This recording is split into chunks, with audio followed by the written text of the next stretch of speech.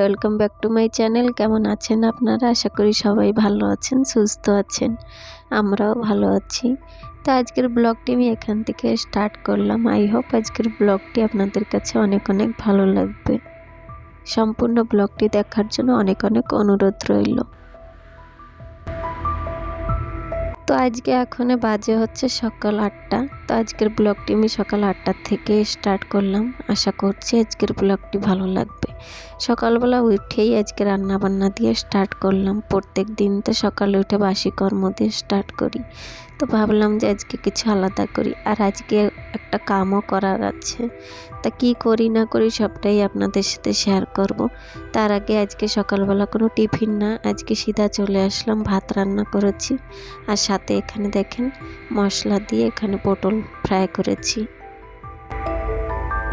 আজকে সকালে টিফিন বানালাম না কেন বলুন তো, সেদিন বাজারে গিয়েছিলাম, বাজার থেকে তো কতই তরকারি নিয়ে আসছিলাম, শাকসবজি সব কিছুই রয়ে গিয়েছে। আর এমন অবস্থায় রয়েছে যে আজকে না খেলে ওগুলো রেখে দিলে এক দুদিনের জন্য ওগুলো খারাপ হয়ে যাবে। ওর জন্য ভাবলাম যে সকালবেলা এসব কিছুই আজকে রান্না করি।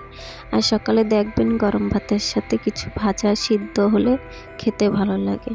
তো ওখানে আমি পটলটা মশলা দিয়ে ভেজে নিয়েছি। মশলা বলতে ওর ভিতরে খালি একটু কাঁচা লঙ্কা, সরষে, জিরে আর একটু রসুন দিয়ে ওটাকে ভালো করে পেস্ট করে নিয়েছি। আর তার সাথে এখানে দেখেন নিয়ে আসছিলাম সেদিন বাজার থেকে যে কচুরলতি, ওগুলো তো সকাল ছাড়া রাত্রে ওসব কিছু করা যায় না, আর ওসব করতে গেলে দুপুরেও খেতে ইচ্ছা করে না।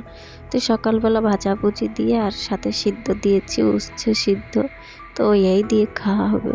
আর এই যে মশলাটা করেছি অর্ধেক রেখে দিয়েছি, ওটা কচুরলতির ভিতরে দিয়ে মশলা দিয়ে করব। তো সকালবেলা রান্নাবান্না এটাই আজকে, এটাই খাওয়া হবে। দুপুরেরটা পরে রান্না করব। আর সকালবেলা ঘুম থেকে উঠে অনেক কামই করে নিয়েছি, যেমন বাসি কাম যত যা থাকে সব কিছুই করে নিয়েছি। এখানে আমি পটলটা তো ভেজে নিয়েছি মশলা দিয়ে, আর যতটুকু মশলা আছে কচুরলতি ভেজে নেব। আমাদের বাড়ি কচুরলতি হলে সেদিন একটু মশলা দিয়েই করা হয়, মশলা দিয়ে করলে কষিয়ে খেতে ভালো লাগে। তার জন্য তো এখানে কচুরলতিটা যা মশলা আছে ওটা দিয়ে করে নেব। তো এই যে দেখেন ওদিকে আমার রান্নাও কমপ্লিট, আর ওদিকে বড় চলে এসেছে খেতে। উনি ফ্রেশ হয়ে নিয়েছে, এখন যাবে ডিউটি। তো ভাবলাম যে খেয়ে দিয়েই যাবে যখন, তা ভাতটা দিয়ে দিই। গরম গরম ভাত এই যে বেড়ে দিয়ে দিলাম, খেয়ে তারপরে যাবে। তো চলেন দেখেন ওখানে বসে পড়েছে। তো ভাতটা দিয়ে আসলাম, এখন এগুলো লতিটা দিয়ে আসবো। আর এই যে ভেজেছি এতটুকু হয়েছে দেখেন। আর সকাল থেকে কাটতে কাটতে আমার কত সময় লেগেছে। এসব কাম তো করতে গেলে একটু টাইম লাগেই। তো ওর জন্য তো একটু দেরি হয়েছে, না হলে আরও একটু আগে রান্নাটা আমার হয়ে যেত। তো এখন বড় যাওয়ার সময় হয়েছে, রান্নাটাও আমার শেষ হয়েছে করা। তো চলেন দিয়ে আসবো। ওনারা বসে পড়েছে, ওই যে দেখেন খেতে বসে পড়েছে ছেলে বাবা দুজন মিশে। তারপরে যাব, আজকে প্রচুর কাম রয়েছে, উনি যাওয়ার পরই যাব। ওদিকে রান্না বান্না কমপ্লিট করে বরকে খাইয়ে দিয়ে আমি এখন নিশ্চিন্তে ঘর পরিষ্কার করতে পারবো। সেদিন তো দেখেছিলেন আপনারা, বারান্দা ও দুটো ঘর সব কিছুই পরিষ্কার করেছিলাম, খালি এই ঘরটা করতে বাকি ছিল। তো ভাবলাম যে আজকে হাতে সময়ও রয়েছে, আর রান্নাবান্নার সকালে টেনশন নাই, আর বর সেই দুপুরে আসবে, তার আগে আমার ঘরটা ঝাড়াও হয়ে যাবে। আর ওদিকে আমি রান্নাবান্নার পরে সমস্ত কাজ গুছিয়ে গাছিয়ে তারপরে এ ঘরে এসেছি, যাতে আমি সময়ের সাথে তাল মিলিয়ে কামগুলো করতে পারি, আর কামগুলো পড়ে না থাকে। ওর জন্য ও ঘরের কামগুলো আমি সব কিছু কমপ্লিট করে তারপরেই এসেছি। তা চলুন এখানে আমি ভালো করে দেখেন ঝেড়ে নিলাম। আর অত একটা পড়িনি, কেন কি সেদিনই ঝেড়েছিলাম। তো ভাবলাম যে হালকা ফুলকা যাও পড়েছে, ওই পৌষ মাসের 1 মাসের জন্য কামটা পড়ে রয়েছিল, ওটা এখনই ঝেড়ে নিচ্ছি। সংসারে দেখবেন ছোট বড় যাই কাম থাকুক না কেন, একটু সুন্দর ফিলে করলে করতেও ভালো লাগে আর দেখতেও ভালো লাগে। আর পরিপাটি কাম করে গুছিয়ে গাছিয়ে রাখলে কামগুলো দেখতেও সুন্দর লাগে। ওর জন্য তো একটু চেষ্টা করি সব দিন সুন্দর ফিলে কামগুলো গুছিয়ে গাছিয়ে করার জন্য।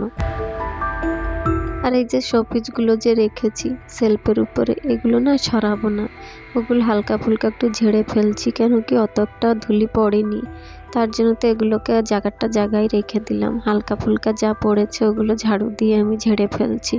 আর এই ঘরে তো কোনো জ্বালানা নেই, কোনো জায়গার থেকে কিছু ধুলি ঢোকারও সম্ভাবনা নেই, তার জন্য তো না এগুলোকে আস্তে আস্তে ঝেড়ে ফেললাম এমন করে।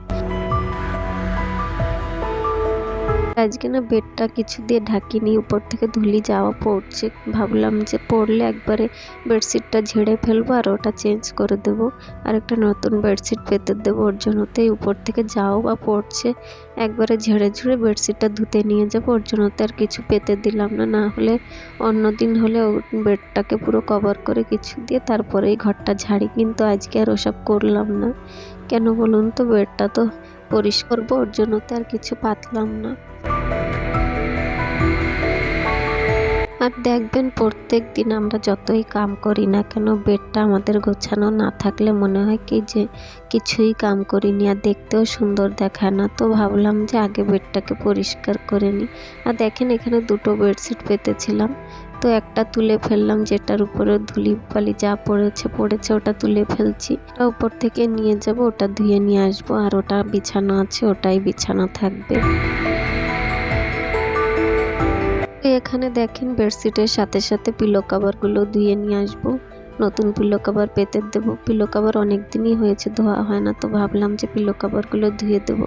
আর এখানে ব্ল্যাঙ্কেটটা এখন আর ধোবো না, ব্ল্যাঙ্কেটটা না আর কদিন পরেই ধুয়ে দেবো। কেন বলুন তো, এখনও কদিন ধরে শীত পড়ছে মাঝে মধ্যে, তো ভাবলাম যে একবারে ধুয়ে যখন গরম পড়ে যাবে ওগুলো একবারে তুলে রাখবো, আর নামাতে হবে না। মাঝে মধ্যে দেখবেন আমি আমার যত সোয়েটারগুলো সমস্ত কিছু ধুয়ে দিয়েছিলাম সেগুলো সব তুলে রেখেছিলাম, আবার বের করে ফেলছি। কদিন ধরে না সকালবেলা এত ঠান্ডা পড়ছে, তা ভাবলাম যে বেরই করে রেখি, তো একটা বের করেছি আর সমস্ত কিছু ধুয়ে ধুয়ে রেখে দিয়েছি। কেন কি আমি একটু সকাল সকাল উঠি, আর সকালবেলার দিকে এত ঠান্ডা পড়ছে কদিন ধরে, তার জন্য তো আবার সোয়েটারটা বের করে ফেললাম। তাই ভাবছি যে যখন ব্ল্যাঙ্কেটটা ধুয়ে একবারে রেখে দেবো তখনই ধুয়ে দেবো, এখনই থাক। সেদিনই তো ধুয়েছিলাম আর সেদিনই বের করেছি, তো ওর জন্য তো আর ধোয়াধুয়ি করলাম না। সাথে দেখেন এখানে যে পর্দা ছিল বাইরে একটা টানানো, ওটাকে কেটে আবার একটা জ্বালানোর জন্য তৈরি করে নিয়ে আসছি। তো ভাবলাম যে অনেক দিনই হয়েছে পর্দাটাও চেঞ্জ করা হয় না জ্বালানোর, তো ওর জন্য তো বারান্দায় একটা পর্দা ছিল সিঙ্গেল, তো ওটাকে কেটে দুভাগ করে দেখেন জ্বালানোর জন্য তৈরি করে নিয়ে আসছি। এটা দেখতে এত সুন্দর দেখাচ্ছে এখন, ওর জন্যতে তো ভাবলাম যে একটা রয়েছে আরও খুলে রাখবো, কী করতে জ্বালানোর জন্য বানিয়ে দিই। তো এই যে দেখেন ওই জ্বালানারটা এমন করে আমি বানিয়ে নিয়ে আসছি, মেশিনে আমি সেলাই করেছি। তো কেমন হয়েছে বলবেন কমেন্ট করে। আর একটা জিনিস একভাবেই টানানো থাকলে একটু পরিবর্তন করলে মাঝে মধ্যে দেখবেন আর একটু সুন্দর দেখা যায়। ওর জন্য তো একটু চেষ্টা করছিলাম যে কোন কোন জিনিসটা একটু চেঞ্জ করলে আর একটু সুন্দর দেখা যাবে ঘরটা। আজকের এই ভিডিওতে যদি কোনো নতুন বন্ধু থেকে থাকেন তাহলে প্লিজ আমার চ্যানেলটাকে সাবস্ক্রাইব করে দিয়ে আমার পাশে থাকবেন, আর যারা করে দিয়েছেন তাদেরকে তো অসংখ্য ধন্যবাদ আমার এই ছোট্ট পরিবারের মেম্বার হওয়ার জন্য। আর চাইলে আমার ভিডিওটাকে শেয়ারও করতে পারেন, আর সাথে একটা লাইক কমেন্ট অবশ্য করে দেবেন। আপনাদের একটা লাইক কমেন্ট আমাকে ভিডিও বানাতে আরও অনেক অনেক মোটিভেট করে।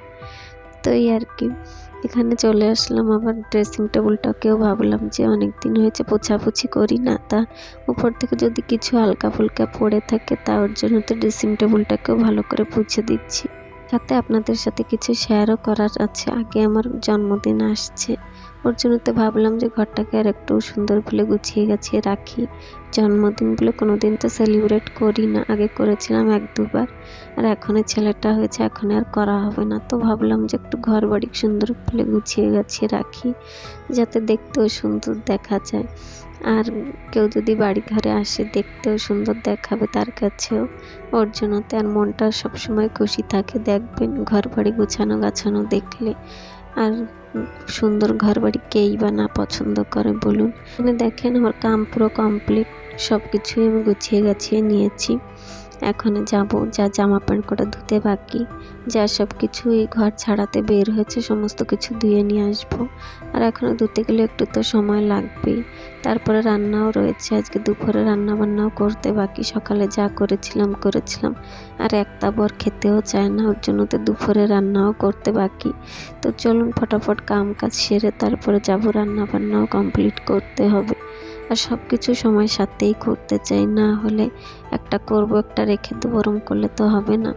তার জন্য তো ফটাফট দেখেন, এদিকে আমার ঘরটা আমি ভালো করে পরিষ্কার করে নিয়েছি। আর এখন একটা কামই বাকি রয়েছে, ওটাও করব। চলুন, এখানে না পাখাটা পুছতে বাকি রয়ে গিয়েছিল, তো এখানে একটা কাপড় ভিজিয়ে আস্তে আস্তে দেখেন পুছে নিয়ে আসছি। বেশি একটা কিছু পড়িনি, তাহলে ভাবলাম সব করলাম আর এটা ছেড়ে দেবো ওর জন্যতে। আর মাঝে মধ্যে দেখবেন আমাদের 1 ঘন্টা সময় দিলেই সংসারের কাম আমরা খুব সহজেই করে নিতে পারি। মাঝে মধ্যে অল্প সময় পেলেও দেখবেন খুব সহজেই বেডরুম ক্লিনিং করা যায়। খালি একটু প্ল্যানিং করে করতে হবে, কোনটার পরে কোনটা করবেন, দেখবেন খুব সহজেই সব কিছু করে নিতে পারবেন। আর সংসারের কামগুলো সময়ের মধ্যে কমপ্লিট করতে পারবেন। আমি যেদিন ভাবি যে এসব কাম আমার করতে হবে, তার আগে একটু প্ল্যানিং করে কামগুলো আগের থেকে করে রাখি, যার জন্য একটু কাম করতে অসুবিধা হয় না, সময়ের সাথে করে নিতে পারি সব কিছু। তো এই আর কি, প্ল্যানিং করে করবেন, দেখবেন কাম করা সহজেই সময়ের মধ্যে করতে পারবেন। পরে দেখবেন বন্ধুরা, আপনাদের যতটুকু কাম সম্ভব অতটুকুই করবেন, তার মধ্যেই সংসারের সমস্ত কাম গুছিয়ে গাছিয়ে করতে পারবেন, খুব সহজেই করতে পারবেন। সকালবেলা যেমন আমরা সংসারের কামগুলো একভাবে ননস্টপ এনার্জির সাথে করি, আর করতেও আমাদের সকালবেলা কামগুলো একটু ভালো লাগে, কেন কি সকালবেলার কাম এনার্জির সাথে করবেন, দেখবেন কোনোই কিছু কাম থেকে যায় না, ও সময়ের সাথেই করে নেওয়া যায়। এই যে প্রত্যেক দিন আমি সংসারের কামগুলো করি, যেগুলো আপনাদের দেখতে ভালো লাগে বা আপনারা কমেন্ট করে আমাকে জানান যে আমার কামগুলো আপনাদের কাছে ভালো লাগে, তার জন্য তো আমিও বলতে চাই কাম আমি অত একটা জানি না, কিন্তু যতটুকু জানি ততটুকু দিয়ে আপনাদের সবাইকে খুশি করতে পারছি, ওটাই আমাদের সবথেকে বড় কথা। আর এই যে দেখেন বেডরুমটা এমন করে গুছিয়ে নিয়েছি, পরিষ্কার করে নিয়েছি। কেমন হয়েছে বলবেন কমেন্ট করে, আশা করি ভালো হয়েছে। সবাই ভালো থাকেন, সুস্থ থাকেন। আর